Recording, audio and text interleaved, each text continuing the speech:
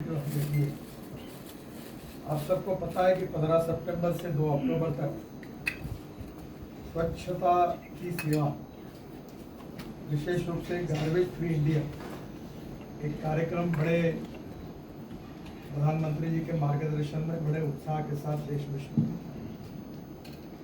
हमारे डिपार्टमेंट ने भी इसमें काफ़ी इनिशिएटिव लिए, जो हमारी 2070 तक क्लाइमेट चेंज के बारे में कार्बन न्यूट्रल देश बनने की जो एक एम्बिशन प्रधानमंत्री जी ने घोषित की है, उसके अनुसार काफ़ी इनिशिएटिव हमने लिए हैं। और ये जो स्वच्छता ही सेवा, ये जो पखवाड़ा है, इसमें हमने अनेक योजनाएं हाथ में ली हैं, जो स्वच्छ भारत की महात्मा गांधी जी के सपने को पूरा करने का जो एक प्रकार से मिशन आदरणीय प्रधानमंत्री जी ने हाथ में लिया है, उसमें काफ़ी सफलता मिली है। स्वच्छता ही सेवा 15 सितंबर से 2 अक्टूबर तक हमने हमारे यहाँ cleanness drive along national highways, wayside amenities, dhabas, toll plaza and bus stop shelters और करीब 13,000 लोकेशंस है। 7,000 लोकेशंस हमने ऑलरेडी कवर की है। इसमें एक बात ध्यान में आई कि हमारे जो रोड साइड, विशेष रूप से हमारे ड्रेनेज सिस्टम है, उसमें अनेक जगह अभी बरसात में ध्यान में आया कि पानी चौकअप हो जाता है, वो बाहर आ जाता है। तो अभी रोबोट से हम लोग उसको चेक करेंगे और उसको साफ करने की एक नई नीति बनाकर हमारे हाईवे पर जो हमने ये सिस्टम बनाई है, उसको इफेक्टिव करने के बारे में हम पॉलिसी बनाएंगे और काम शुरू करेंगे। इसके साथ साथ जो इंक्रोचमेंट है वो भी रोड में, जिसके कारण चेतावनी अस्पष्टता भी होती है, तकलीफ भी होती है, एक्सीडेंट भी होती है। ये जो ड्रेनेज अलॉन्ग NH है, जिसके बारे में हम लोग विशेष रूप से पॉलिसी बनाकर काम करेंगे।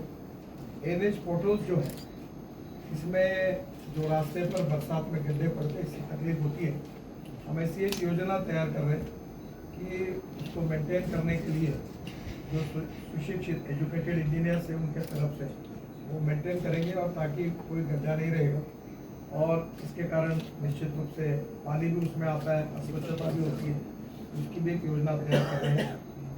बाद में सोलर एनर्जी पर काफ़ी जगह हमने स्ट्रीट लाइट्स लगाए और अनेक जगह पर उसके कारण भी जो कार्बन डाइऑक्साइड है उसका उत्सर्ग कम हुआ है। 1 तारीख 1 घंटा प्रोग्राम ऐसा दिया गया है प्राइम मिनिस्टर साहब ने, और इसमें मन की बात में उन्होंने इसको डिक्लेयर किया है। तो स्वच्छता ही सेवा 2023 1 तारीख 1 घंटा प्रोग्राम, इसके भी प्लानिंग बड़े प्रमाण पर हमने किया। ये प्रोग्राम का ऑब्जेक्टिव है कि ऑर्गेनाइज जो हमारा जो सेक्टर है, इसमें हम श्रमदान की एक्टिविटी भी करेंगे क्लीननेस के लिए, और इसमें हमारे RO, PD सब नीचे लेवल तक सबको सूचना दी गई है, और ये भी कार्यक्रम हम क्लीननेस के हिसाब से करेंगे। जैसे हमारे यहाँ 841 टोल प्लाजा, वहाँ भी प्लास्टिक मुक्त करना, वहाँ भी स्वच्छता करना, ये सब कार्यक्रम रखे हैं। ये special campaign improving cleanness and disposal of pending references, और एक प्रधानमंत्री जी ने कहा कि ऑफिस में जो लोक प्रतिनिधियों के रेफरेंसेस पेंडिंग है उसको भी निकालो। ऑफिस से जो वेस्ट है और आम जो जनता की शिकायतें और लोक प्रतिनिधियों की तकरार है, उसको निर्णय करके ये भी डिस्पोजल करना चाहिए। ये 2 अक्टूबर और 31 अक्टूबर के बीच में ये बात उन्होंने हम सबको आदेश दिया है, इसका भी कोशिश हम कर रहे हैं। विशेष रूप से आपने अभी इस फिल्म में देखा होगा कि हमने दिल्ली मुंबई एक्सप्रेस हाईवे के पैकेज में और UR2 जो अभी 2-3 महीने में इनॉग्रेट होगा, तो बहुत अच्छा प्रोजेक्ट लगकर है, और जिससे दिल्ली का 50% ट्रैफिक जाम प्रॉब्लम कम होगा। ये जो पूरा पंजाब, हरियाणा, कश्मीर, उत्तराखंड, हिमाचल से जो लोग दिल्ली में घुस रहे हैं, ये एक तो पेरिफेरल रोड से निकल जाएंगे और बाकी जो रहेंगे वो डायरेक्ट 20 मिनट में एयरपोर्ट पहुंच जाएंगे, और वहाँ से द्वारका एक्सप्रेस हाईवे से डायरेक्ट जयपुर और मुंबई, गुजरात जाना है, तो फिर दिल्ली के बीच में आने की कोई जरूरत नहीं पड़ेगी। इस 2 रोड में, और विशेष रूप से अहमदाबाद गोलारो, ये जो एक्सप्रेस हाईवे 3 हाईवे में हमने काफ़ी बड़े प्रमाण पर वो जो वेस्ट है, म्यूनिसिपल वेस्ट है, उसको सेग्रीगेट करके यूज़ किया। दिल्ली में मैं दिल्ली की कम जानकारी रखता हूँ, पर 4-5 पहाड़ हैं। तो मजाक में कहता था कि कभी इसको भी टूरिस्ट स्पॉट बनाओ, लोगों को दिखाओ। अच्छी बात नहीं है। तो ये जो है, इसमें से हमने दिल्ली में 220 लाख टन एक्यूमुलेटेड वेस्ट है, मुंबई में 260 लाख टन है, और अगर ये पूरा हिसाब किया ना जाए तो बड़े शहरों में 10,000 एकड़ जमीन पर, प्राइम अर्बन लैंड पर, ये पूरी वेस्ट एक्यूमुलेटेड वेस्ट पड़ी हुई है। और सिविक एजेंसी जो है, उनके लिए इसका सेग्रीगेशन करना सॉलिड वेस्ट का, ये बहुत इम्पोर्टेंट है। मैं इसमें आपको बताना चाहता हूँ कि इसमें से प्लास्टिक निकलता है, ग्लास और मेटल निकलती है, ऑर्गेनिक वेस्ट निकलता है। मैं केवल बात नहीं करता, मैं प्रयोग भी करता हूँ। तो मैंने मेरे यहाँ भी एक प्लांट डाला है जो 1-8 महीने में शुरू होगा।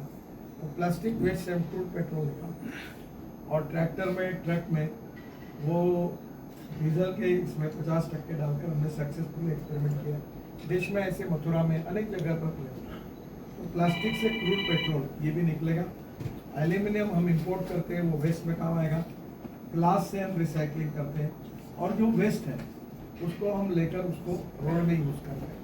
अब हम ये पॉलिसी बना रहे हैं, लगभग पॉलिसी फाइनल हो गई है, और वो पॉलिसी में नगर परिषद और महानगर पालिका की जो वेस्ट होगी, उसमें 40 लाख का यूनिट लगता है सेग्रीगेशन करने, और वो वेस्ट वहाँ से निकाल कर फिर हम लोग सेग्रीगेट की हुई जो वेस्ट है, जो प्लास्टिक, ग्लास और मेटल निकल के, वो हम रोड के लिए उपयोग में लेंगे। तो इसमें कहीं मिट्टी का प्रॉब्लम है, मिट्टी निकाल नहीं सकते इन्वायरमेंट पॉइंट ऑफ व्यू, कहीं हमको एग्रीगेट का प्रॉब्लम है, हम सॉइल स्टेबलाइज करने का काम कर रहे हैं। तो एक प्रकार से ये जो वेस्ट यूज होगी, तो इसका आम के आम गुठलियों के दाम जैसा है। इसके कारण ये जो 10,000 हेक्टेयर में जो कचरा पड़ा है, और जो पर्यावरण को नष्ट कर रहा है और हमारे लिए डिसीजेस लेके आ रहा है, ये पूरा अगर खत्म हो जाएगा, ये जगह खाली हो जाएगी, और पर्यावरण में हवा शुद्ध होगी। और ये स्वच्छता अभियान का सबसे बड़ा महत्वपूर्ण काम है। तो हम लोग ये बड़े प्रमाण पर कर रहे हैं, और इसके लिए हमने एक पॉलिसी लगभग बन गई है, और हम महानगर पालिका और नगर पालिका की स्पेस को सेग्रीगेट करके उसको हमारे रोड कंस्ट्रक्शन के काम में यूज करेंगे।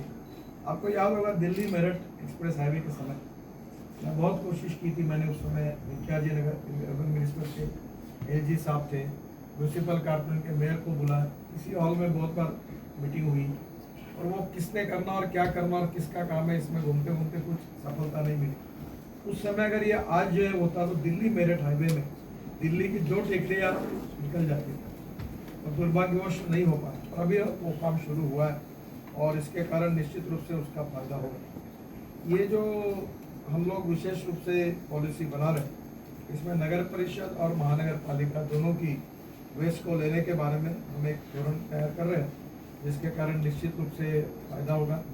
ये जो मशीनरी है, ये महानगर पालिका में लगती है, और कभी कभी जैसे फ्लैश में था, मैं 95-2000 में मंत्री था PWD, तो मैं दिल्ली आता था शीला कौल जी को मिलने, वो उस समय अर्बन मिनिस्टर थे, और ये फ्लैश के बारे में खूब पीछे पड़ के काम करता था। तब उस समय वो फ्लैश की थोड़ी पॉलिसी बनी, तब फ्लैश कोई लेता नहीं, अब फ्लैश में वैल्यू क्रिएट हुई। अभी हमारे रोड के काम बंद पड़े। अभी सेक्रेटरी साहब जब ज्वाइन हुए, तो हमें पावर मिनिस्ट्री के साथ उन्होंने कोऑर्डिनेट किया, और हमने ये कहा कि हमने पुराने कॉन्ट्रैक्ट में लिखा है कि फ्लैश फुकट में देंगे, अब आप पैसे मांगेंगे तो मुश्किल होगी। तो उन्होंने कहा कि 2021 तक जितने कॉन्ट्रैक्ट हुए हैं पुराने, उनमें हमको फ्री ऑफ कॉस्ट फ्लैश मिलेगी, जिसके कारण हमारे रोड के काम शुरू हो गए। अब फ्लैश महंगी हो गई। बाद में हमारे प्रयासों के बाद 30% फ्लैश सीमेंट में डाली जाती है, वो सीमेंट की कीमत नहीं कम होती, और फ्लैश सस्ती उसमें डाली जाती है। इन्वायरमेंट के लिए वो भी एक बड़ा काम होगा। तो आज फ्लैश में सुप्रीम कोर्ट ने एक ऑर्डर निकाला कि पावर स्टेशन फ्लैश का ट्रांसपोर्ट कॉस्ट वहन करेगी, और जहाँ बोले वहाँ पहुँचेगी। और बाद में फ्लैश की कीमत बढ़ गई, तो वो ऑर्डर पे काम करने में अनेक अड़चने आ गई। तो आज फ्लैश कहीं रुकती नहीं, मिलती नहीं। फ्लैश के लिए मुझे मुख्यमंत्री को फ़ोन करना पड़ता है, पावर मिनिस्ट्री को फ़ोन करना पड़ता है। तो जैसे फ्लैश का मामला निपट गया, जो पावर प्लांट के बाजू में रहती थी, वैसे ये म्यूनसिपल वेस्ट का भी हम लोग पॉलिसी बनाकर ये करेंगे। और हम 400 करोड़ लीटर हम डीजल कंस्ट्रक्शन में यूज़ करते हैं। 1000 करोड़ के काम में करीब 80 से 100 करोड़ का डीजल लगता है। तो भी हमने ये, अभी मैं आपने हेवी मशीनरी के एग्जीबिशन को देखा होगा, उसमें इलेक्ट्रिक के बुलडोजर, इलेक्ट्रिक की बड़ी बड़ी मशीन, हाइड्रोजन की मशीन तैयार हुई है। अब ऐसी इंजन में टाटा और लेलैंड ने ट्रक बनाए जिसमें हाइड्रोजन डाल देते हैं।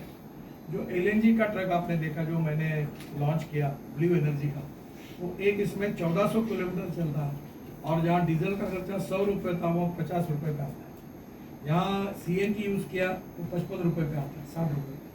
और इसलिए इलेक्ट्रिक, सीएनजी, एलएनजी, इथेनॉल, अब इथेनॉल के इंजन भी बन रहे हैं हमारे यहाँ। आपने देखा नागपुर में स्कैनिया की 25 बसेस 100% बायो इथेनॉल की चलती है। इथेनॉल 60 रुपये, डीजल 110 रुपये। नेचुरली अभी हम लोग ये पॉलिसी फॉर्मुलेट कर रहे हैं कि हम किस प्रकार से कंस्ट्रक्शन इक्विपमेंट वालों को हम 2 प्रकार के एडवांसेस देते हैं, मोबिलाइजेशन एडवांस और दूसरा मशीनरी एडवांस। तो जो मशीनरी फॉसिल फ्यूल पे नहीं होगी, अल्टरनेटिव फ्यूल और बायो फ्यूल पे होगी, उसके लिए हम कुछ उनको इंसेंटिव देने के लिए हमने लगभग पॉलिसी फाइनल की है।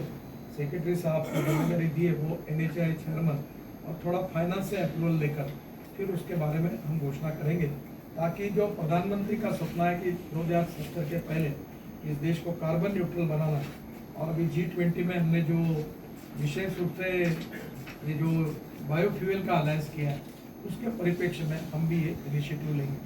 मैं आपको 2 बातें बताना चाहता हूँ, जो आप संभव हुआ तो जरूर इसको लोगों तक ले जाइए। मैंने 7 साल पहले मैं नागपुर से सांसद और म्यूनिसिपल कॉरपोरेशन का टॉयलेट का पानी, सीवेज वाटर, मैंने ये कल्पना रखी कि इसको शुद्ध करके बेचेंगे। तो मेरे को अखबारों ने मेरे कार्टून बनाया और मेरे ऊपर विरोध किए कि ये कैसे हो। तो आज 7 साल से नागपुर कॉरपोरेशन अपना टॉयलेट का पानी महाराष्ट्र सरकार के बिजली तैयार करने वाले कंपनी को देती है, और जिसके कारण हमको 300 करोड़ रुपए पानी बेचकर मिलता है नागपुर कॉरपोरेशन में। तो मैं आपको ये कहूँगा कि वैसे एक प्रोजेक्ट जिसको आप जरूर देखने के लिए जाइए, तो मथुरा का 90 MLD स्लग में जो वाटर रिसोर्स मिनिस्टर था तो पहला प्रयोग किया, और उसमें ये जो पानी हमने शुद्ध किया उसमें हाइब्रिड एन्युटी में प्रोजेक्ट हुआ।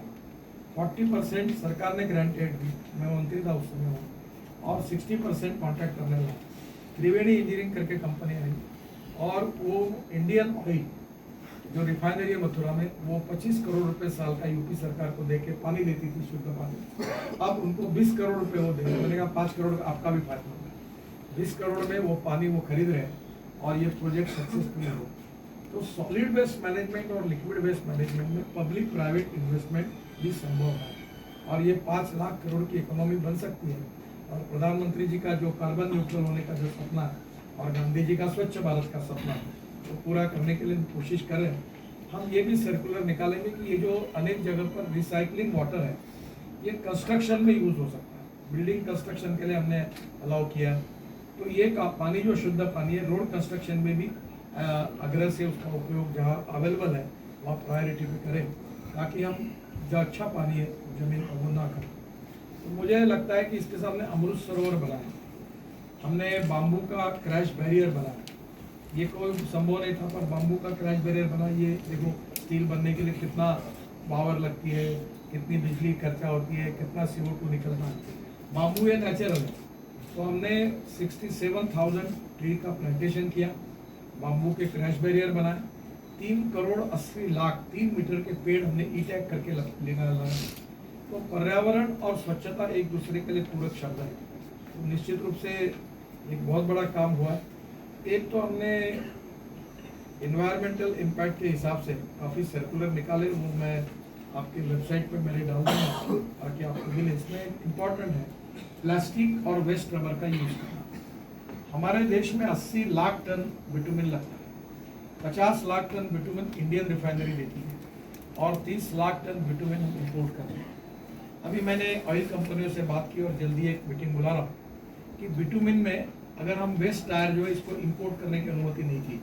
मैंने वो यादव जी को, भूपेंद्र यादव जी को रिक्वेस्ट करके वो बैन उठाया, और ये देश के यूज टायर और बाहर के टायर से रबर पाउडर निकलती है, और ये 15% तक हम लोग बिटुमिन में डाल के रबराइज बिटुमिन बना सकते हैं। जैसे 80 लाख टन बिटुमिन हम लगता है 15% अगर डाली तो कम से कम ये 12 लाख टन हमारी पाउडर अगर उसमें गई तो बिटुमिन की क्वालिटी भी सुधरती है, और सबसे इम्पोर्टेंट ये है कि बिटुमिन की पाउडर के भाव 30 रुपये किलो है और बिटुमिन का 50 रुपये, तो कॉस्ट भी कम होगी। हमारे यहाँ हमारे एडवाइजर है मिस्टर पांडे, जो प्लास्टिक और इसमें काम करते हैं मिनिस्ट्री के, तो उनको मैंने कहा ऑयल कंपनी की मीटिंग बुला रहा हूँ। वैद्य साहब जो इंडियन ऑयल के चेयरमैन है, उन्होंने भी कहा कि हम ये पॉलिसी बनाते ताकि उनकी भी मार्जिन बढ़ेगी और ये वेस्ट रबर पाउडर वो खरीदी करेंगे। वैसे 7% प्लास्टिक भी बिटुमिन में डालने का हमने निर्णय किया है।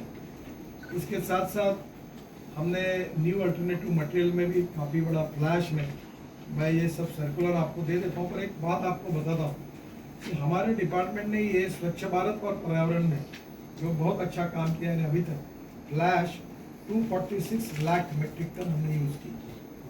वेस्ट प्लास्टिक से रोड 854 किलोमीटर हमने बनाया। Rubberise bitumen 85,000 metric ton bitumen हमने खरीदी किया।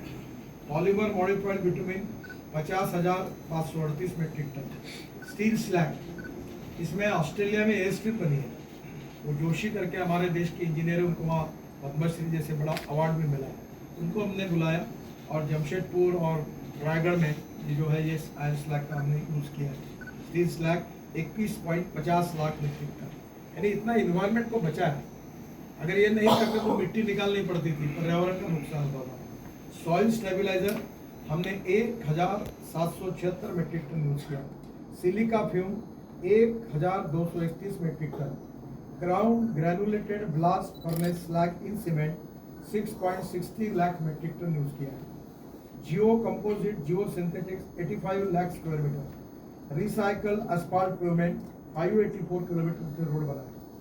फिर फाइबर रीइंफोर्समेंट कंक्रीट, बहुत इंपॉर्टेंट है कि कंक्रीट में स्टील के बजाय स्टील फाइबर यूज़ कर रहे हैं और डिस्टेंस बिटवीन टू पियर जो 50 मीटर था वो 120 मीटर हुआ, जिससे कॉस्ट कम हो गई है।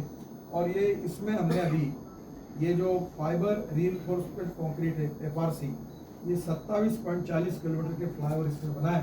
अब इसको हमने किया है जिससे हमारी कॉस्ट 25% कम होगी, क्वालिटी में सुधार होगा और पर्यावरण की भी रक्षा होगी। Fibre in pavement quality concrete ये 359 किलोमीटर किया। कॉयर फाइबर 4.48 किलोमीटर यूज किया। Cement treated base and sub base 2,465 kilometre किया। माइक्रो सरफेसिंग 595 किलोमीटर किया। Slope stabilisation using geo grid 190 kilometre.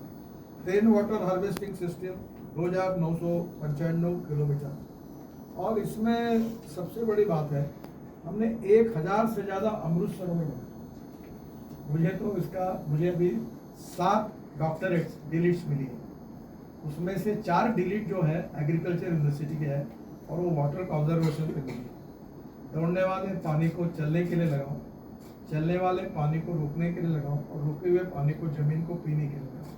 गाँव का पानी गाँव में, खेत का पानी खेत में और घर का पानी घर में। तो इतना पॉपुलर कंसेप्ट हो गया है।